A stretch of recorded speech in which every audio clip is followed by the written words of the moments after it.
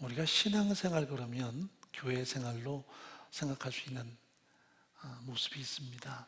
그래서 신앙생활하면 교회를 다닙니다 하는 그런 생각들을 참 많이 하죠. 또 조금 더 나아가면 내가 예수를 믿습니다라는 고백을 많이 하기도 합니다. 예수의 십자가의 죽으심과 부활을 믿습니다 하는 그 고백도 참 아름다운데, 신앙은 조금 더 포괄적인 의미가 있다고 생각이 됩니다. 물론 그 신앙의 출발은 성령이 내 안에 오셔서 나 위에 십자가에 죽으신 예수의 십자가의 공로를 믿게 하시고 그분의 살아나심과 그분의 승천과 재림을 믿게 하시는 것이지만, 더 나아가서 성부 하나님을 아빠 아버지로 고백하는 것이지만, 그 믿음 생활을 하면서 신앙이 도대체 뭘까 고심할 때가 있습니다. 교회 생활, 그리고 그렇게 하나님이 주시는 은혜에 따라서 하나님 아빠 아버지로 부르고 믿음 생활을 우리가 신앙이라고 생각한다면 조금은 폭이 좁은 거겠죠. 그것은 하나의 규격화된 신앙의 모습일 거고요. 조금 더 확산시키면 신앙은 하나님을 믿고 우리하는 전적인 우리의 삶의 태도가 아닌가 생각합니다. 신앙은 그래서 첫 번째로 하나님을 믿지만 하나님을 끊임없이 의지하는 삶, 이것을 성경은 신앙이라고 말합니다. 사도 바울이 일평생 동안 복음을 증거하는데 참 많은 고통이 있었습니다. 절망도 있었습니다. 죽음의 위기도 수없이 넘나들었죠. 그가 믿음이 없었나요? 하나님을 의지함이 없었나요? 그런데도 그런 고통을 통해서 그는 끊임없이 신앙이 뭔가를 우리 앞에 드러냅니다. 어떤 세상의 것을 의지하는 것이 아니라, 또 나의 경험과 어떤 나의 열심을 의지하는 것이 아니라 오직 함께 하시는 하나님만을 의뢰하는 것이 신앙의 가장 소중한 면모라는 것을 그는 우리 앞에 드러냅니다. 고린도서 1장 8절 9절 읽어보죠. 형제들아, 우리가 아시아 세상 환난을 너희가 알지 못하기를 원치 아니하노니 힘에 지나도록 심한 고생을 받아 살 소망까지 끊어지고 우리 마음에 사형 선고를 받은 줄 알았으니 이는 우리로 자기를 의뢰하지 말고 오직 죽은 자를 다시 살리시는 하나님만 의뢰하게 하심이라. 이게 신앙의 진정한 면모라고 사도 바울은 우리 앞에 소개합니다. 여러분, 바울이 신앙이 없었겠습니까? 그런데 일평생 동안 이런 위기와 역경 앞에서 그는 끊임없이 하나님을 신뢰하며 하나님께 자기 삶을 의지합니다. 매일마다 하나님을 신뢰하고 의지하는 삶이 그의 인생의 가장 중요한 요소였어요. 경험으로 살지 않았습니다. 어떤 자신의 능력으로 살지 않았습니다. 매 순간마다 하나님을 신뢰하며 하나님께 자신의 삶을 철저하게 위탁하는 삶을 살았던 것이 그의 신앙의 면모였습니다. 인생이 만만치 않아서 우리가 현실에 기댈 수가 없잖아요. 그런데 상황이 좀 나아지면 자꾸 현실에 기대려고 그래요. 어떤 환경에 기대려고 하고 좋은 상황에 기대려고 합니다. 그때마다 그 상황이 무너지고 흔들릴 때 우리는 이건 아무것도 아니다라는 것을 다시 한번 깨닫게 되죠. 여러분, 우리가 적당히 어려울 때는 세상에 이렇게 의지해도 되는데 인생의 가장 큰 위기와 역경 앞에서 세상에 어디 기댈 때가 있습니까? 어디 의지할 게 있나요? 그것은 무너지는 담 같은 것들이에요. 하나님밖에는 의지할 대상이 없어요. 믿을수록 하나님밖에는 의지할 대상이 없다는 것을 우리가 더 인정하게 돼요. 세월 지나갈수록 의지할 것뿐일세 아무 일 만나도 예수 의지합니다. 살아갈수록 이 고백밖에는 우리가 드릴 게 없어요. 어떻게 보면 그 사람의 영성은요, 힘들고 어려울 때만 하나님을 믿고 하나님께 의지하는 게 아니라 아무것도 의지할 필요가 없는 상황처럼 보여도 내는 하나님 아니면 안 된다라고 선언하는 것이 그 사람의 영성이에요. 옆에서 볼 때는 부유해요. 건강해요.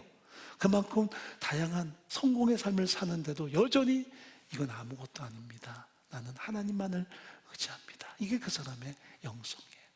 바닥을 기거나 힘들어서 하나님을 의지한다. 그것도 소중하지만 우리가 견고히 섰을 때에도 아무리 든든한 벽에 이렇게 기대고 있을 때에도 이것은 다 무너지는 것들, 이건 다 유한한 것들, 하나님 외에는 나의 피난처가 없고 하나님 외에는 내가 의지할 대상이 없다는 것을 고백하는 것이 그 사람의 영성이에요. 또 신앙은 뭘까? 그 너머를 끊임없이 바라보는 삶을 사는 것.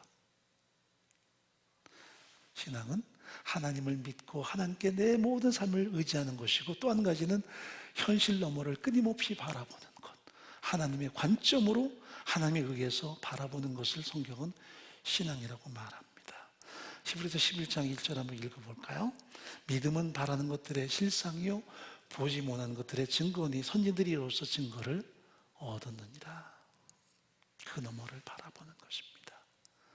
오늘이 힘들어서 그 너머를 바라보는 것만이 아니라 오늘이 부유하고 탄탄해도 이것이 다가 아니다. 그 너머를 바라보는 삶을 성경은 신앙이라고 이야기합니다. 어떤 우리의 극한적인 한계에서도 하나님을 바라보지만 모든 것이 풍성한 삶에도 여전히 하나님을 바라보는 것을 신앙이라고 말해요. 요셉이 형들의 시기를 당해서 이집트로 팔려갑니다. 그때 하나님 바라보죠. 창세기 37장에 보면 보디발의 집에서 그는 하나님을 의지합니다. 하나님이 범사에 그와 함께 하셨고 그를 형통케 하셨습니다. 그는 하나님 아니면 안 됐습니다. 그것이 그의 신앙이었습니다. 하나님께 늘 의지했고 하나님을 항상 바라보았고 그 너머 현실은 고단한 삶이죠. 노예 생활이죠. 억울하죠. 분노할 수 있죠. 그런데도 하나님을 통해 그 너머를 바라봅니다. 감옥에 갇혔어도 분노할 수 있고 절망할 수 있지만 하나님을 더 의지합니다. 그 너머를 바라봅니다. 훗날 하나님이 그를 총리의 위치에 세우심에도 불구하고 그는 거기에 기대지 않습니다. 권력에 기대거나 권력에 도취되지 않습니다. 그 너머를 바라봅니다. 이게 이 사람의 신앙이었습니다. 그래서 자신의 마지막 순간 후손에게 유언할 때에도 하나님이 반드시 너희를 권고하실 때가 올 것이다. 그때 너희는 내 유고를 가지고 이걸 떠나라. 이집트가 전부가 아니다. 하나님의 언약이 그에게 가장 소중한 바라보는 현장임을 우리 앞에 드러내죠. 이것이 신앙이었습니다. 나는 신앙이라 말할 때 과연 무엇을 드러냅니까? 교회 그냥 다닙니까? 필요할 때 기도하십니까? 기도했더니 하나님이 보고 주셨다. 이것이 우리 신앙의 전부입니까? 신앙은 좀 더 그 높은 무엇이 있어야만 합니다. 좀 더 가치 있고 좀 더 성숙한 그 무엇이 우리에게 필요합니다. 안 그러면 신앙은 샤머니즘과 큰 차이가 없어 보일 때가 많아요. 과연 내 신앙의 영향력을 어떻게 우리는 드러내고 있습니까? 저는 사도행전 후반부를 보면서 참 마음이 뜨거운 적이 여러 번 있었습니다. 바울이 로마로 갑니다. 오직 하나님의 뜻에 의해서 그는 로마로 갑니다. 복음을 위해서 갑니다. 그리고 궁극적으로는 하나님의 나라와 복음 때문에 거기에서 자신의 운명을 바치기 위해서 갑니다. 그런데도 그 하나님의 목적과 그 나라를 위해서 가는 그의 여정 속에 평탄한 삶이 주어지지 않습니다. 이제 불과 2년 정도 지나가면 그의 운명의 마지막 순간이 다가올 터인데 그때까지 그는 자신의 전부를 다해서 복음을 증거하는데 하나님의 순탄함을 주시면 안 됐을까? 좀 평안한 삶을 주시면 안 됐을까? 평생토록 그가 회심한 이후에 복음 때문에 얼마나 많이 고통을 겪었습니까? 복음 때문에 핍박도 당했고 죽음의 위기를 수없이 넘나들었습니다. 이제 남겨진 2년 동안의 삶을 그에게 안정감과 평안함과 행복감을 주셨으면 안 됐을까 싶은 생각을 해봤습니다. 그런데 왜 하필이면 그에게 모진 풍랑을 당하게 했을까? 예전에 봤던 내용과는 좀 다르게 제 마음에 와 닿았습니다. 왜 풍랑을 허용하실까? 사람에게 무시당하게 만들고 이렇게 풍랑을 허용하실까? 27장 10절 한번 읽어볼까요?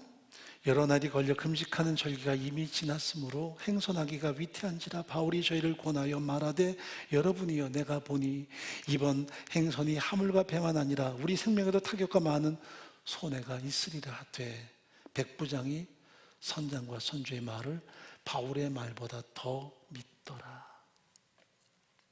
바울의 말은 고스란히 배척당합니다. 그를 호송하는 백부장이 바울을 선대했습니다. 그런데도 그의 한계는 여기까지였습니다. 어떤 생각했을까요? 저 바울, 내가 자신을 선대해 줬더니 그 끝을 모르고 내게 들이대노만. 아니, 빨리 우리가 로마로 가야 되는데 무슨 겨울을 지나고 항해를 하자고, 자신이 무슨 귀족이고 여행객인 줄 아는가 보지 하는 은근한 배타심이 있었을 거예요. 더구나 선장과 선주는 더 의기양양해서 그 사람의 말을 듣지 마세요. 우리가 지금 빨리 순풍에 돛을 달면 로마에 갈 수 있습니다 하고 백부장을 격려했을 때, 백부장은 지금까지 은근히 연민을 가졌던 바울에 대해서 하루아침에 뭔가 가슴 속에 분노를 담았을 거예요. 불신을 담았을 거예요. 저 친구 내가 선대했더니 선을 악으로 갚으려고 그래 하는 식으로 그를 철저하게 홀대합니다. 그의 모든 충고는 거부당합니다. 세상은 우리 말을 잘 듣지 않습니다. 우리가 형통할 때도 우리 말을 잘 듣지 않는데, 우리가 어려움을 당할 때 우리 말에 귀담아 들을 누구가 있겠습니까? 그때마다 우리가 배척당하는 느낌, 때로는 벽 앞에 선 느낌, 절망을 많이 겪습니다. 또 어느 것도 우리가 의지할 수 없습니다. 내 실력도 경험도, 그리고 어떤 세상의 가치관도 의지할 수가 없습니다. 아무것도요.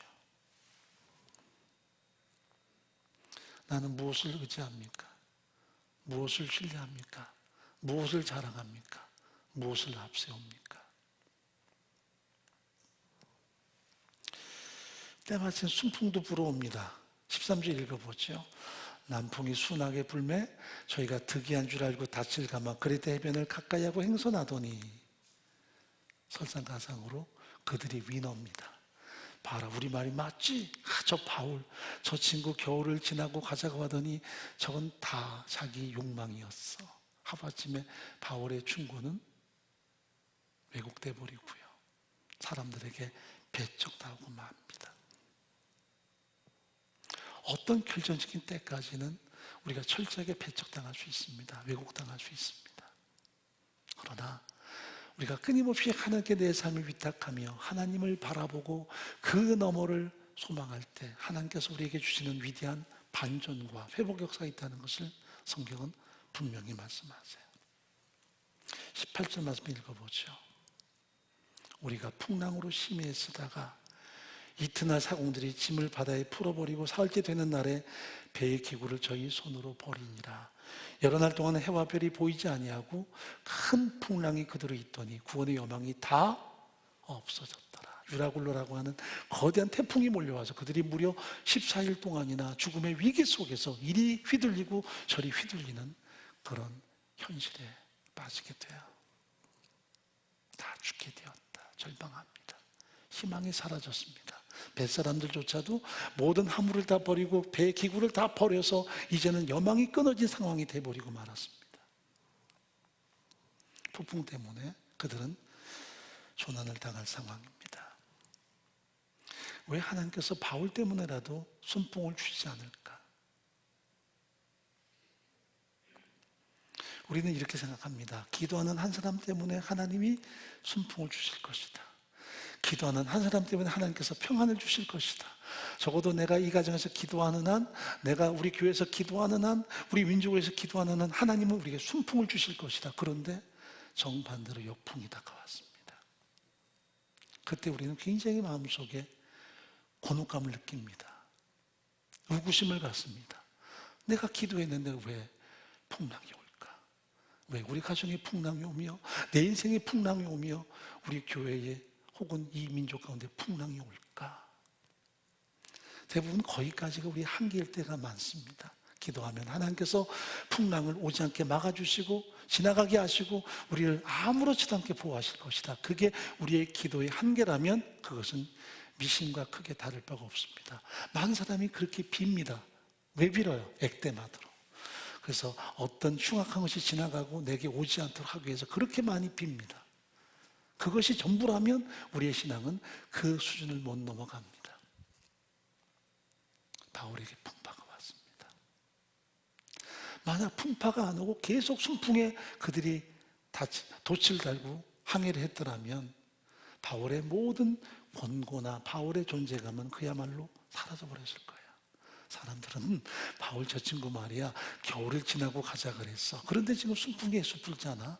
우리가 지금 로마에 다 왔잖아. 저 친구는 저 정도밖에 안 되는 인간이야. 자기 욕망 때문에 자신의 뭔가 해받을 것 때문에 우리를 은근히 이용하려고 그랬지. 이게 그들에게 나타나는 상황이었을 거예요. 바울이 믿는 하나님, 바울의 신앙, 바울이 그들에게 권고하는 그 진정성은 다 무시당하고 철저하게 배타적인 마음으로 사람들은 그를 바라봤을 거예요.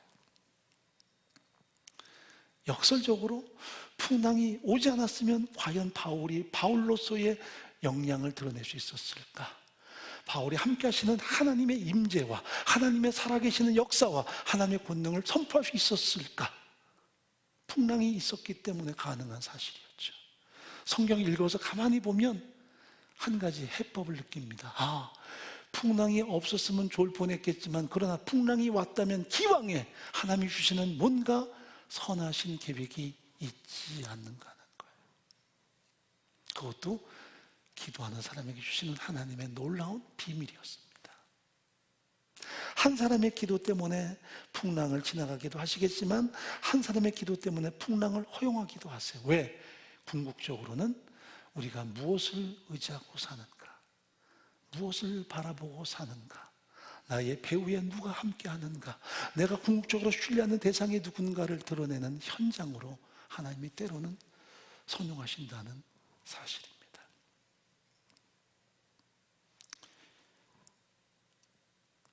별이 밤마다 반짝이는 것은 어둠이 있기 때문이다. 별이 밤마다 반짝이는 것은 어둠이 있기 때문이다. 시인 박인의 시간 이야기거든요. 역설적으로 우리가 화나면 별을 보지 못해요. 저녁에 별이 뜨는데 우리가 못 보는 이유는 우리 주변이 환하기 때문입니다. 하다못해 김포만 가도 밤에 별이 반짝임을 보게 되죠. 별이 안 뜨는 게 아니라 우리가 주변의 밝음 때문에 별을 인지하지 못하는 것뿐이에요. 우리가 조금의 형통함, 조금의 풍성함 때문에 하나님을 전혀 인지하지 않고 하나님께 의지하지도 않고 마치 우리가 요만큼 기도하면서도 그 능력으로 산 것인 양 은근히 자기의 기도를 과신하고 요만큼밖에 안 되는 자신의 신앙을 과장할 때가 참 많이 있어요. 하나님의 사랑, 하나님의 보호심에 대해서 적대적으로 신뢰하고 하나님을 높이는 게 아니라 은근히 나의 신앙을 자랑할 때가 많이 있어요. 기도 좀 했다고 하나님 내 기도 들으셨어요. 그럴 때 얼마나 많나요? 내가 뭔가 하나님께 순복했다고 하나님이 날 도우셨어요. 그럴 때 얼마나 많습니까? 그거 자기 공로지요. 아무리 했어도 하나님이 함께하지 아니하시면, 하나님이 우리에게 긍휼을 베풀지 아니하시면, 사랑을 베풀지 않으면 아무것도 아니죠.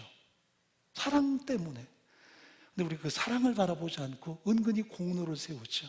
내가 열심히 기도했거든, 내가 열심히 헌신했거든, 열심히 충성했거든. 그게 틀린 건 아니지만 결코 정답은 아니죠. 언제나 은혜죠. 언제나 하나님의 사랑이죠. 함께 하시는 하나님의 보호하심과 하나님의 도우심이 가장 소중한 핵심적인 요소인 거죠. 풍랑 때문에 모든 사람들은 자신이 의지하던 것을 다 내던져요. 한때 신의 이름도 불렀겠지요. 이제는 더 이상 신도 그에게는 소용이 없어요. 죽게 됐어요. 그때 나타나는 하나님의 역사, 바울의 신앙이 그들 앞에 드러납니다. 27절 말씀 읽어보죠. 23절 말씀 읽어봅니다. 나의 속한 바 곧 나의 섬기는 하나님의 사자가 어젯밤에 내 곁에 서서 말하되 바울아 안심하라. 그에게 말씀했다는 거예요. 언제요? 풍랑이 대작하고 그들이 모든 희망을 다 버렸을 때, 절망이라고 다 낙심할 때, 어떤 것도 의지할 수 없어서 다 내던지고 이제는 삶을 포기하려고 할 때 바울이 그들 앞에 서서 여러분이요 안심하십시오. 어제 내가 섬기는 나의 하나님이 내 곁에 서서 말씀하기를 바울 안심하라. 그리고 여기 있는 모든 사람도 하나님이 보호하실 것을 약속하였소이다. 나는 그대로 되리라고 하나님을 신뢰합니다. 이것이 바울의 선언이었습니다. 모두가 절망일 때 희망을 말하죠. 함께 하시는 하나님, 내가 진정으로 의지하는 대상의 누군가를 그들 앞에 재천명합니다. 경험도 아니었습니다. 자기들의 실력도 아니었습니다. 그들이 의지하는 우상도 아니었습니다. 살아계신 하나님, 그 하나님이 나와 동행하신다. 내가 그 하나님을 의지한다. 그 하나님이 내게 말씀하셨다. 나는 그 하나님의 약속대로 되리라고 그 너머를 바라본다. 현실은 암담하고 절망스럽지만 그는 하나님을 의지하기에 그 하나님에 의해서 전혀 다른 관점으로 바라보죠. 이게 신앙입니다. 우리는 많은 경우 신앙을 내가 하나님 의지하고 기도하면 모든 게 다 사라질 것이다. 사단아 물러가라 해서 아무 문제도 없을 거야. 풍랑도 없을 거야. 그래서 오히려 순풍에 돛을 달 거야. 내 삶은 형통할 거야. 내 삶은 정말 모든 것이 아름다고 풍족할 거야. 그것은 좋은 이야기지만 많은 부분 미신이에요. 그래서 그렇게 우리가 신앙을 이야기하면 많은 경우 깨지고 망가져요. 하나님이 없다고 하든지, 하나님이 나를 사랑하지 않는다고 하든지, 혹은 내 신앙이 부족해서 이런 어려움을 주셨나 해서 뭔가 더 의지를 동원해서 해보려고 애를 많이 써요. 은혜보다는 공로 앞에 나가고 뭔가 하나님의 사랑보다는 우리의 열심으로 치달을 위험성이 많아요. 기억하세요. 내가 기도하기에 하나님이 나를 사랑하는 거 아니에요. 내가 열심히 있게 하는 게 나를 돌보는 것도 아니에요. 하나님은 사랑이세요. 은혜는 뭐냐면 그 어느 것도 공로가 될 수 없는 거예요. 하나님이 처음부터 나를 사랑하셨어요. 본질상 진노의 자녀, 하나님과 원수된 나를 사랑하셨어요. 그게 하나님의 사랑이에요. 우리는 뭔가 그 사랑을 통해 하나님께 무릎 꿇고 기도하고 이렇게 헌신하니까 나를 사랑하실 거예요. 아니요. 하나님이 처음부터 사랑하셨어요. 그걸 알고 난 다음에 우리는 감동돼서 하나님께 기도해도 이 기도가 어떤 공로로 세운 게 아니라 나를 사랑하신 하나님을 더 많이 알고 하나님께 내 삶을 의지하는 겁니다. 나는 현실을 바라봄이 아니라 하나님을 바라보고 그 너머를 바라봅니다. 이게 신앙인데 우리는 거기 자꾸 끊임없이 공로를 삽입하려고 애를 써요. 그러니까 언젠가 은근히 자랑이 남고 은근히 자신의 신앙의 행동들이 남을 때가 많아요. 오직 하나님이에요. 여기 바울이 내세울 게 뭐가 있어요? 만약 처음에 백부장을 향한 그의 어드바이스가 통했다면, 그래서 잘 이루어졌다면 내가요 당신에게 준 어드바이스를 당신이 잘 듣고 복받았소 할 텐데 아니에요. 안 들었어요. 그리고 그를 외면했어요. 풍랑이 왔어요. 사람들은 그 가운데 완전히 절망하고 좌절할 때 비로소 함께 하시는 하나님에 대해서, 바울의 하나님에 대해서, 그리고 바울의 선언에 대해서 그들은 마음을 열고 신뢰하기 시작해요. 저 사람이 어떤 사람인가? 하나님을 의지하는 사람이다. 하나님을 전적으로 신뢰하는 사람이다. 그리고 현실을 봄이 아니라 현실을 넘어 하나님의 약속을 바라보는 그 너머에 관점을 두는 사람이라는 것을 그들이 알게 돼요. 특히 백부장이 알게 돼요. 이 과정이 없었다면 바울은 아무것도 아닌 거예요. 그러므로 어떤 상황이든 가장 중요한 것은 내가 하나님을 의지하고 살아가는가, 하나님과 동행하는 삶을 살아가는가. 그거 아니면 우리의 삶은 사실 아무것도 아니에요. 내가 바닥을 끼워도 여전히 하나님 아니면 안 되는 삶, 그건 참 복된 거예요. 때로는 풍성해지고 존귀해도 그것을 의지함이 아니라 그 경험을 통해서 이건 아무것도 아니야. 오직 하나님이야. 난 하나님을 의지해야 돼. 하나님을 통해서 새로운 관점을 가지고 살아야 돼. 이게 그 사람의 신앙의 깊이인 거예요. 그런데도 우리가 한번 경험한 다음에 내가 기도했어, 내가 열심히 있었거든 하면 아직도 그 사람은 약한 거예요. 세월이 지나갈수록 하나님만을 의지하고 살고, 세월이 갈수록 그 너머를 바라보는 우리의 시선, 우리의 관점, 이것이 신앙임을 성경은 말씀하세요. 그래서 매 순간 우리의 삶을 통해 하나님은 당신이 우리와 함께 하심을 통해 우리 삶이 더 빛나기를 원하세요. 우리 스스로 빛나는 게 아니에요. 함께 하시는 하나님을 통해 우리가 빛나도록. 그것은 하나님을 의지함이, 또 하나님을 끊임없이 우리가 바라봄이 우리 삶을 통해 나타나는 거죠. 그것은 부요함이 아니에요. 우리가 무엇을 바라보고 사는지, 무엇을 의지하고 사는지, 그게 그 사람의 빛나는 형성이에요.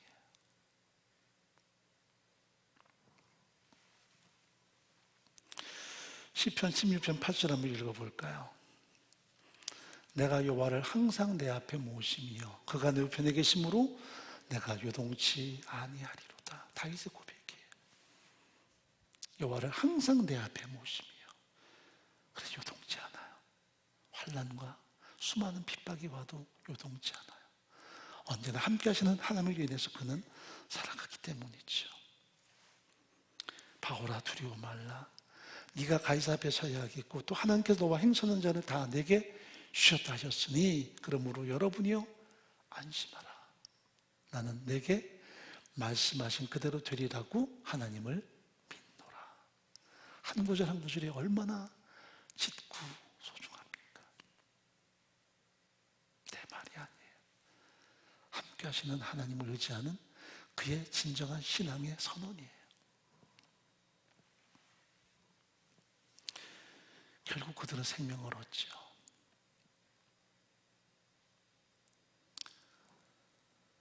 인생을 살아가면서 후반부가 되면 우리가 둘 중에 하나입니다. 그냥 대충 살든지 아니면 제대로 살든지.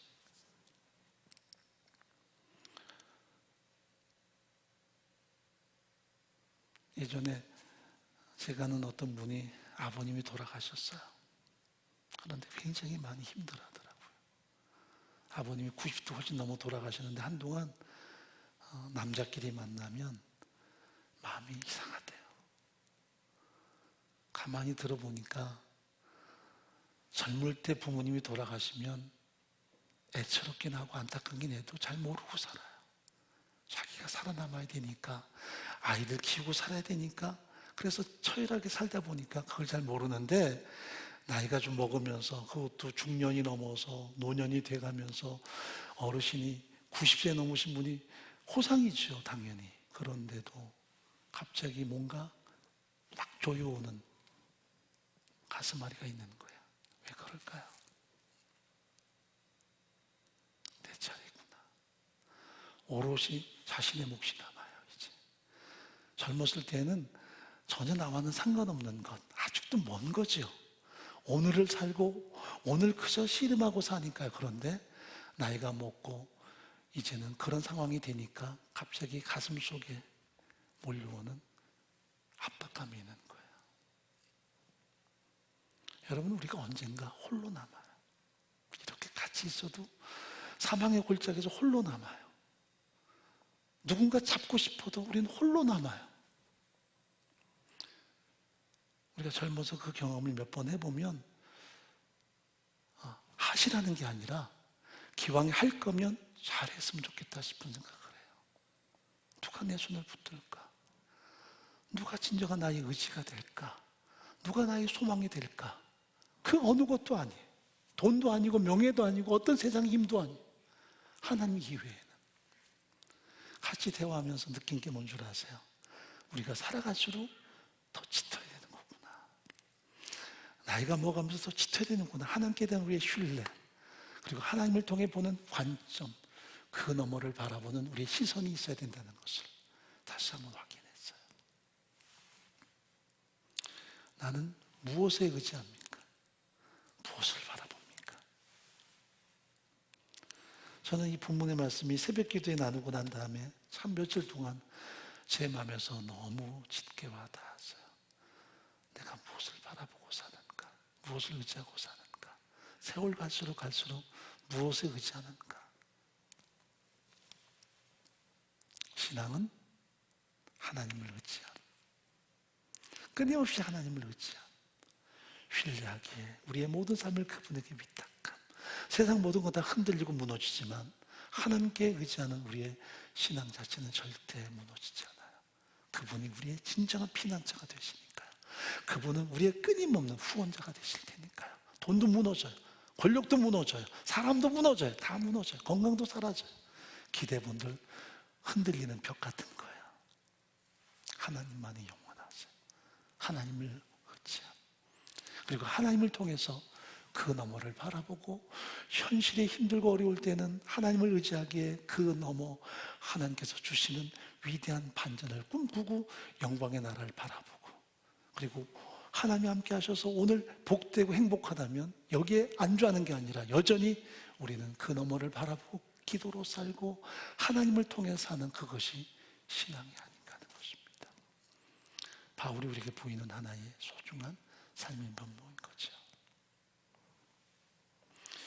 오늘 우리가 풍랑이 있든 아니면 안전한 삶을 살든 매 순간 하나님을 더 의지하고 신뢰하는 삶, 하나님을 통해 새로운 관점, 풍요로워서 현실에 고착된 삶이 아닌 하나님을 의지하기에 그 너머를 바라보는 삶.